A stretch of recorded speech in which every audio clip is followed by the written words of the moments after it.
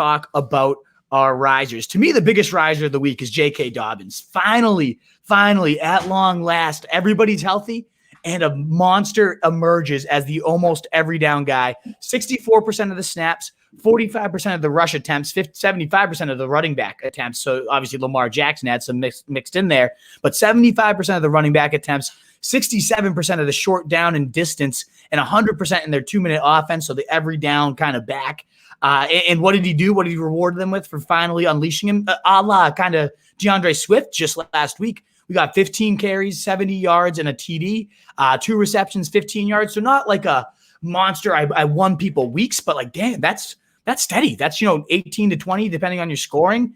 And if it looked like that's like kind of like Swift, where the switch is just on at this point, and we roll forward thinking JK Dobbins is a monster, like solid RB2 moving forward. Feeling good about him. You've been saying this for a while now. I mean, it's been leading up to this. You've been saying if they could just clear out the backfield, it would happen. It kind of was. It's been a slow play, but it has happened. You called this a while ago, so good call on that. Finally here, rewarding owners that had the patience and the foresight to stick it out. It seems to me like he's going to really just go crazy down the stretch in the schedule, lining up like a joke. You mentioned this one, the Panthers, right? Yeah, absolutely. I mentioned the Panthers because, we wrote off Curtis Samuel as we are prone to do every week, and he had a great game. I think he went 8 for 70 for a touchdown. And couple that with the fact that DJ Moore had a really good game as well. You look at the points that people on the Panthers were able to put up with no Teddy Bridgewater and with no Christian McCaffrey. I mean, Mike Davis had another solid game. I want to say like 15 PPR points, something like that. Maybe I'm wrong. I might be overshooting it. But the point is the Panthers are able to put up big points even without some of their big guys, and that's significant. Absolutely. It just goes to show how stable these floors are. Even if they lose their quarterback, to me, it goes to show how good this system is, what Joe Brady has put in there, the run after the catch ability, that the fact that all these people still perform with PJ Walker playing. And it also tells you maybe PJ Walker, when we get to waiver wire, should he have to make another start? This offense is just a very nice machine, well-oiled, whoever's under center. They've really crafted something special there in Carolina, which raises everybody's floors and ceilings, knowing that moving forward. I also added Deontay Johnson to this list.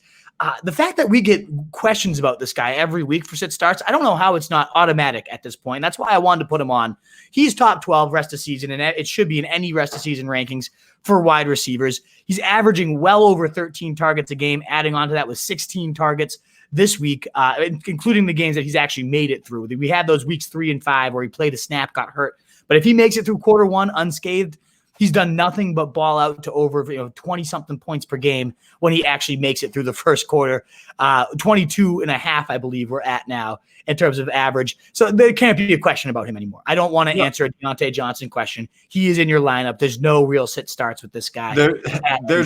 There's no question about him. I also just want to point out, and forgive me if I get this stat wrong, Chase Claypool, who I believe caught his 10th touchdown of the year today. In 10 games. 10 touchdown in 10 games. There have been 3 dudes in their rookie year that have gotten 10 touchdowns in their first 10 games. I'm assuming we're talking receivers. And the last guy to do it was 1960. Wow. Yeah, other guys were like 54 and 56. So this is kind of, we're talking about Deontay Johnson in every week starter. Kind of be crazy to have Claypool and not start him I also. totally agree, too. This offense is cooking. And Juju, I think, a little, he limped off a little. I don't think it's anything too serious, but if he misses time, it's just all that much higher, the floor and ceiling with these guys. Another receiver you were alluding to, Mike Thomas. What did you think of him today?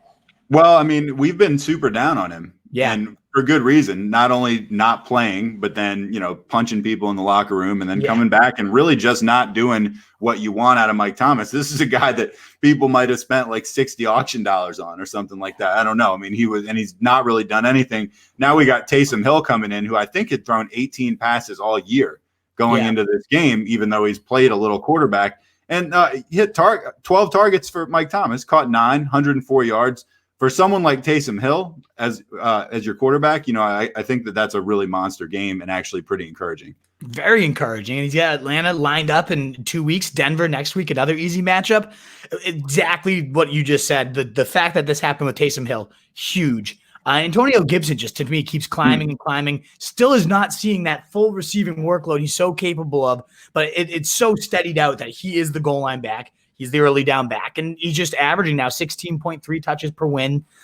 Played 56% of the snaps compared to 52% for McKissick, his first time playing more snaps. Everything's trending the right way for this guy. Whenever he gets work, he puts up numbers. And the schedule is looking nice. It could benefit him in the sense of game flow moving forward. So I love Antonio Gibson. I think he's going to go down as one of the best picks you could have made this year. So he's one of the few good Wolf calls I can. I was going to say, you've been in on this guy for a while, and specifically this week, you liked him a lot. But Gibson's somebody you were on before I was. So, dude, I had my tweet that got me in some trouble. It seemed at the beginning of the season, I tweeted out, "I'd rather have Gibson than Odell Beckham."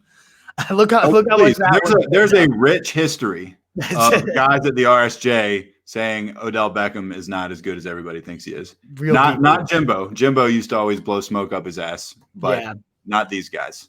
Absolutely.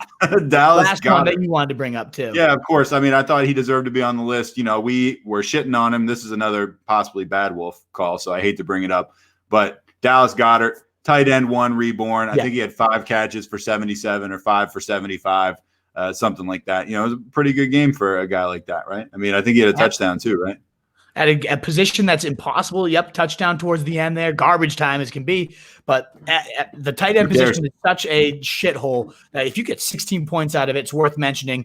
Finally seems like Wentz woke up to how open this guy was running all over the place. So really big fan of what he was putting out there this week. And just speaking of tight ends real quick, because we said that kind of point production deserves recognition because the position's so bad. Mark Andrews had 5 for 96 and a touchdown also, even though the Ravens offense is pretty. What is up, you fantasy wolf? Thanks so much for tuning in. If you haven't already, share your thoughts in the comments, check out some more videos, and join the newest Wolfpack by subscribing below.